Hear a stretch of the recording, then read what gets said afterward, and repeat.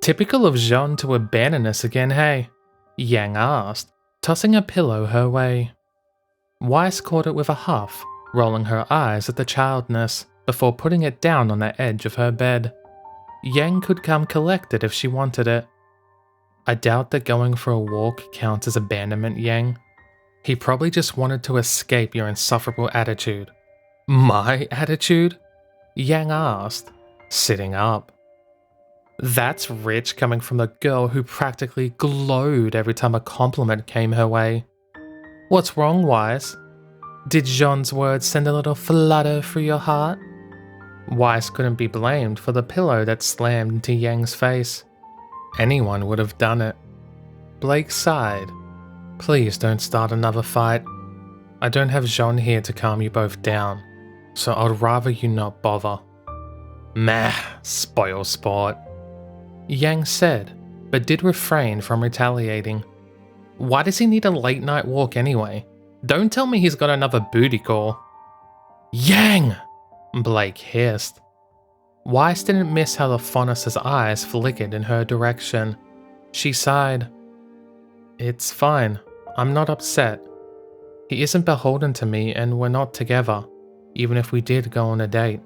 If he wanted to do something like that, it would be arrogant of me to try and stop him. I doubt he's doing that anyway, Blake said. Jaune hasn't slept with anyone for weeks, trust me. You'd know, wouldn't you? Yang teased. Nah, but seriously, Weiss Cream. Blake is right. I wouldn't have joked about it if I thought it was possible. I've kept my ears open for rumors, but all I've got is that some people have been disappointed for a while that Jean Arc is off the menu. She grinned. Or a certain part of him at least. I didn't need that information, Yang. Weiss sighed. Thank you nonetheless.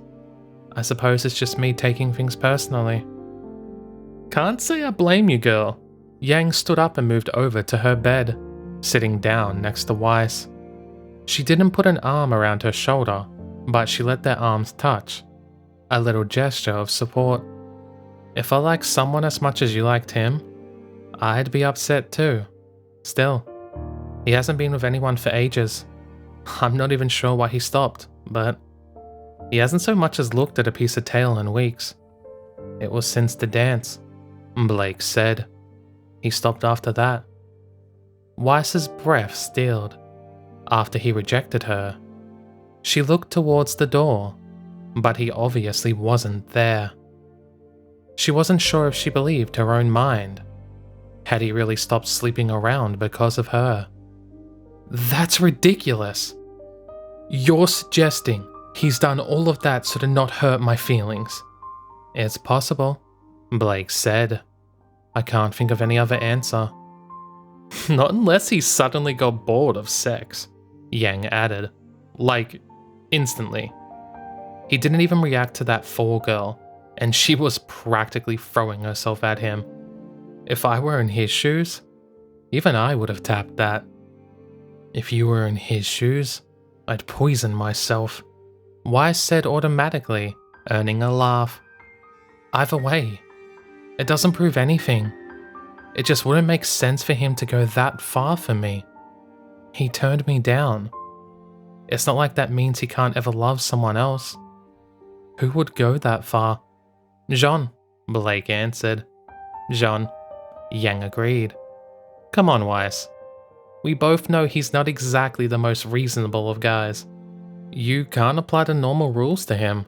Inconsistent is his middle name. Blake nodded. Yang is right. If you think back on how he used to act and how he does now, there's been all sorts of changes. He's practically a different person. Weiss couldn't find it in herself to disagree. He wasn't different, at least not in the terms of the person he was, but the way he acted certainly changed. When they first met, he'd been lazy and unmotivated, a person who had no interest in running the team he'd been selected to lead. That had changed. People change, Weiss said. When I look back on how I was at the start of the year, I can't help but be appalled at the person I see. Myself as well, Blake sighed. I was perfect. Yang copped one of Blake's pillows this time. Jaune's changes were a little more dramatic though, Blake said, ignoring her partner's cries. Haven't you all noticed the little inconsistencies? His ability to fight is a clear example. Yang snorted. You mean how he went from weak and ineffectual to Mr. I can clean a train of terrorists in 10 minutes, while off my head on drugs? That was hardly the first time, Blake agreed. Don't tell me you've forgotten those I tripped moments early on. Weiss hadn't, and the reminder made her roll her eyes. The first time in initiation, she might have believed it. She was still too shocked and also appalled at who her partner was. The second time, however, after Carden launched his locker into the forest, he was definitely able to fight the Grim around his locker, she said. I don't care what he said. There were clear signs of combat. You didn't question him at the time though, Yang pointed out. I was afraid my partner had been killed, she countered. Excuse me for not initiating an interrogation. Besides, do you think he would actually answer any questions? Weiss raised an eyebrow, but smirked when Yang shrugged. Precisely. Either way, it's not like we're not aware there's some hidden aspect to his past. While he claims of never having trained to be a huntsman might be true, he's never directly said he wasn't trained to fight. He knows how to fight in a way most people don't, Blake said. When a huntsman fights, there's always a certain aspect to it. Long sweeping cuts, heavy blows, increased momentum. Our attacks are designed to take out Grim, to cut through large amounts of muscle and bone. Jaune? He fights in a different way. He fights to take down people. Weiss didn't reply, but she felt Yang cringe next to her. Jeez, Blake. Do you have to make it sound so bad? Blake shrugged. Weiss sighed. He's filled with inconsistencies, she said. He told us he wasn't trained to fight, but he's honestly better than most of the other students. Or he lacks conditioning. He told us he didn't want to become a huntsman, but he's here in Beacon. He told us he doesn't know anything about the White Fang, but he clearly despises them. He told you he didn't love you, Yang interrupted, but he clearly does. Weiss's heart clenched. Yang, I'm serious here. Hear me out. She silenced Weiss with a finger to her lips. I'm not saying he's in love with you, or that he's about to whisk you off your feet. I'm saying he loves you. There's something stopping him, which is why he said no. But as far as his old ways of sleeping around, yeah, they're gone now. Gone because he knows you'd be upset, and he cares enough to not want that. Now, it could be that he's just a great guy and a girl's best friend, but that rings a little hollow. Yang smirked. I mean, it would be nice, but who would expect someone to go that far? Harsh or not, it's your fault for falling for him. He shouldn't have to change the way he lives because of that. I know, Weiss said. That's what I'm trying to but he chose to anyway. Yang talked over her. He chose to because to him, it's more important that you're happy than it is for him to get some. People are selfish, Weiss. They don't sacrifice something unless they think it's worth it. Some people sacrifice their lives for those they love.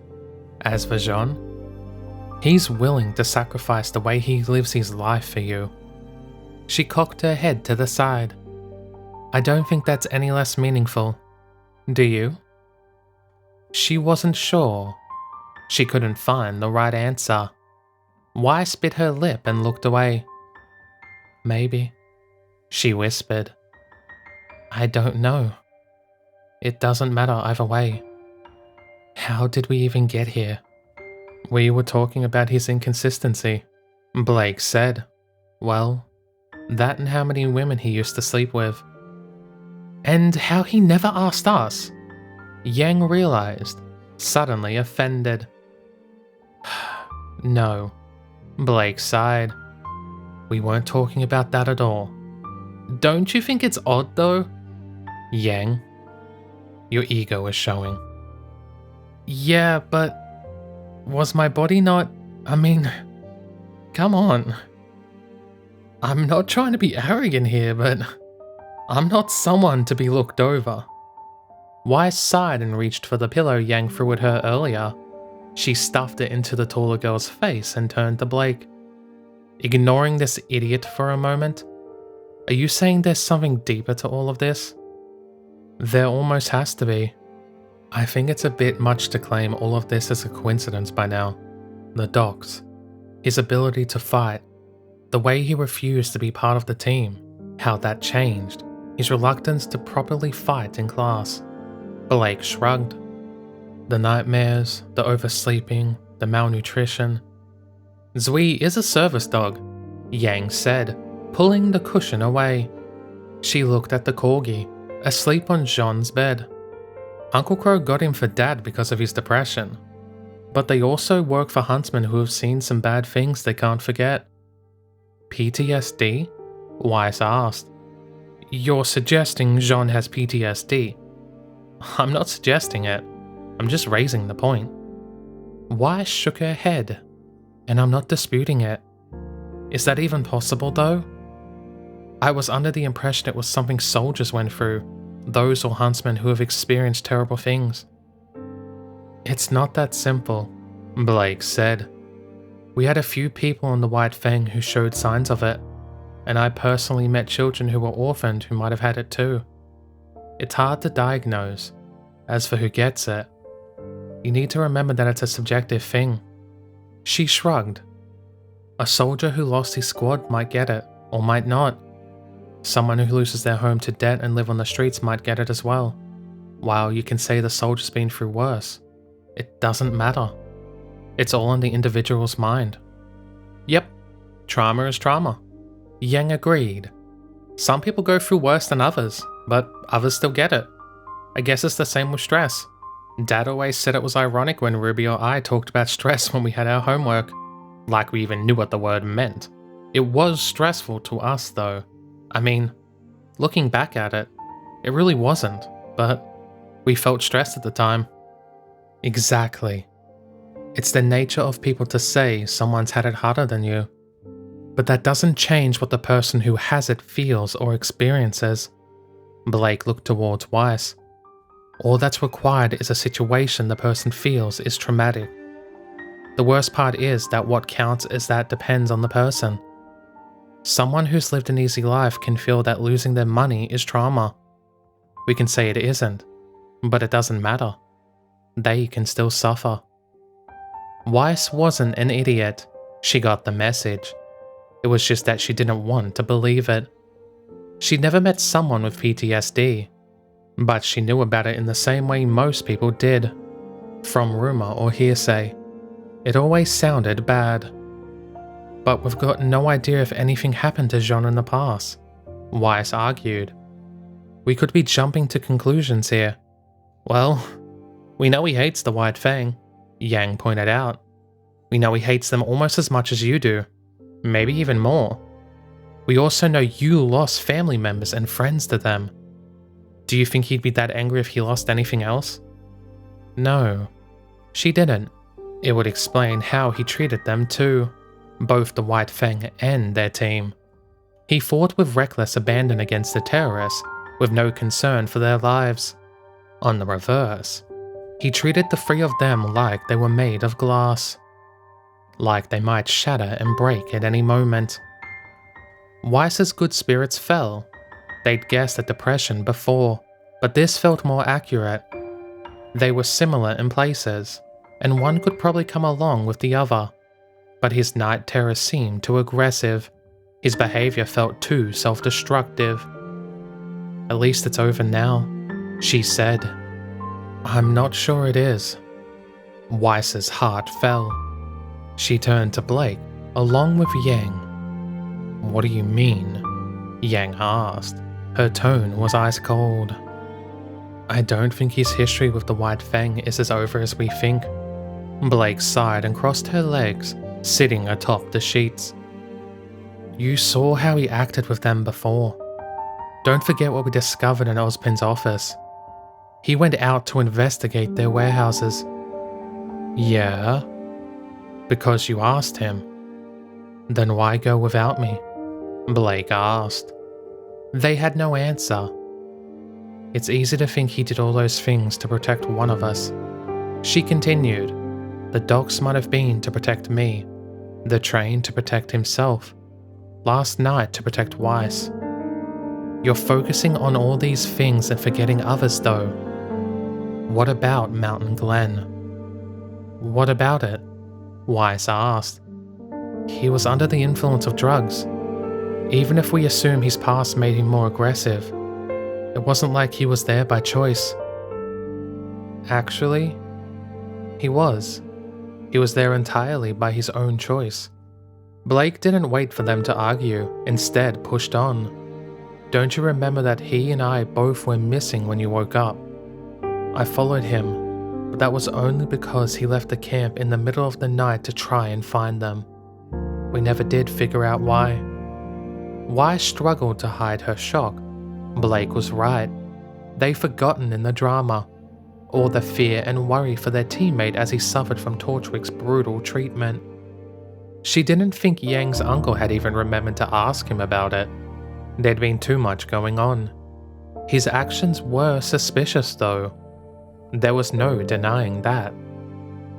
Blake has a point, Yang whispered. It definitely feels like there's unresolved business there. There's more. Blake's words drew all eyes to her. I don't know how to say it, but this is as good time as any. Earlier, your fight, she sighed. Jaune didn't watch it. Weiss stood up. What? He didn't watch the fight. He wasn't in the stands. He had to be, she said. He quoted the details of the fight. He literally ran through the moves we used. Weiss is right, Yang said. He gave a pretty detailed rundown of it when we were eating lunch at the store. Blake shook her head. I know what he did, but he wasn't there. He said he was with his family. He lied. He wasn't with them. Blake took a deep breath and let it go. I thought something was up when he said he would be. I decided to follow him.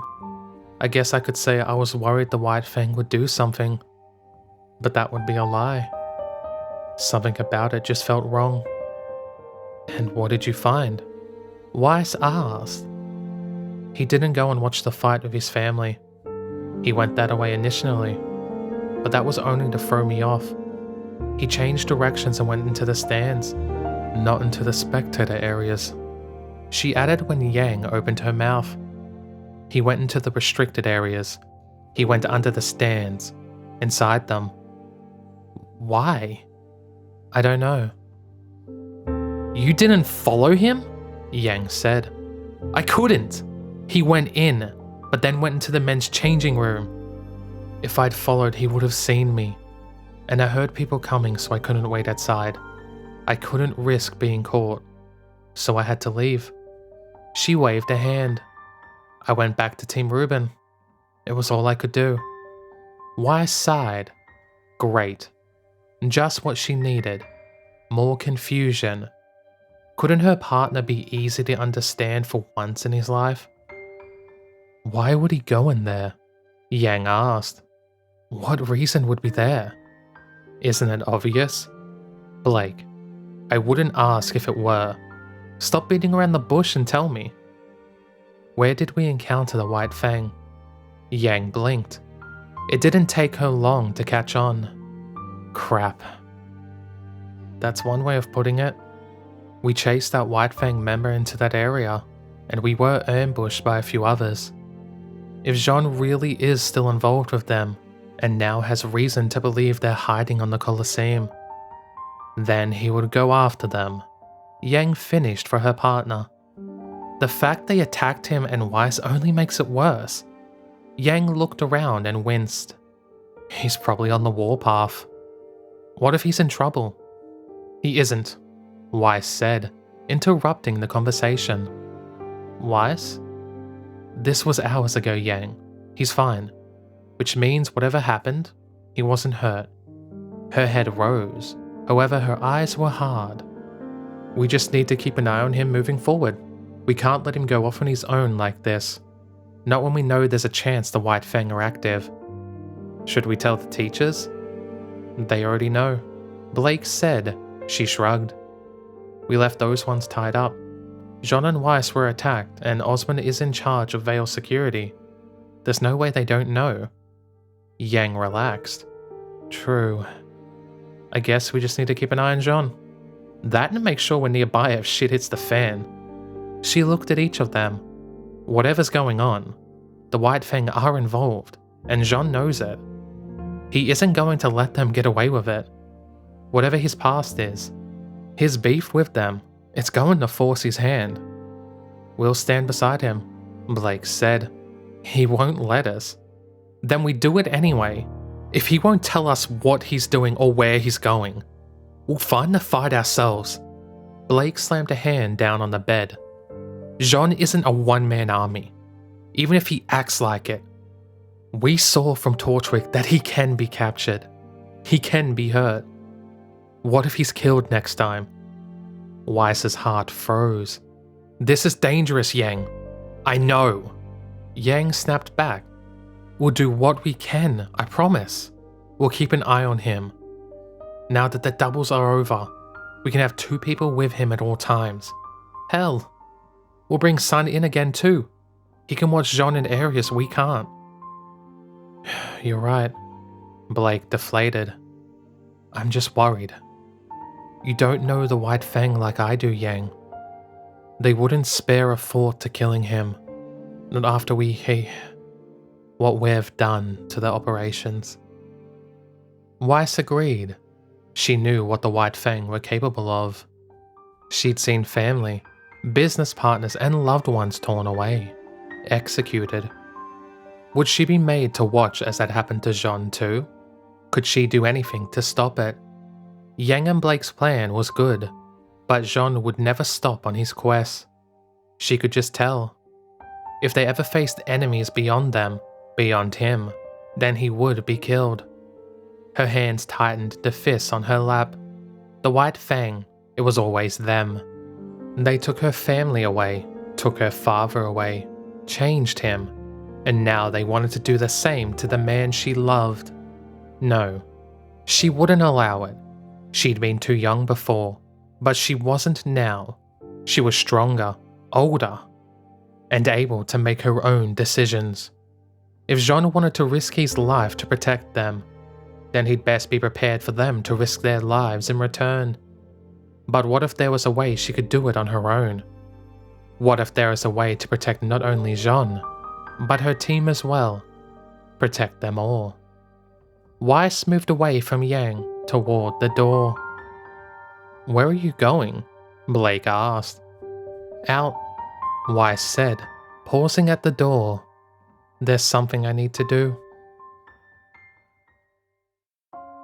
Their talk continued for another 30 minutes or so about random topics, anything to take his mind off her last words. Pyrrha excused herself with a smile and a thank you for his company before the clock struck 8. He let her go, taking the time to sit in the garden along with his thoughts.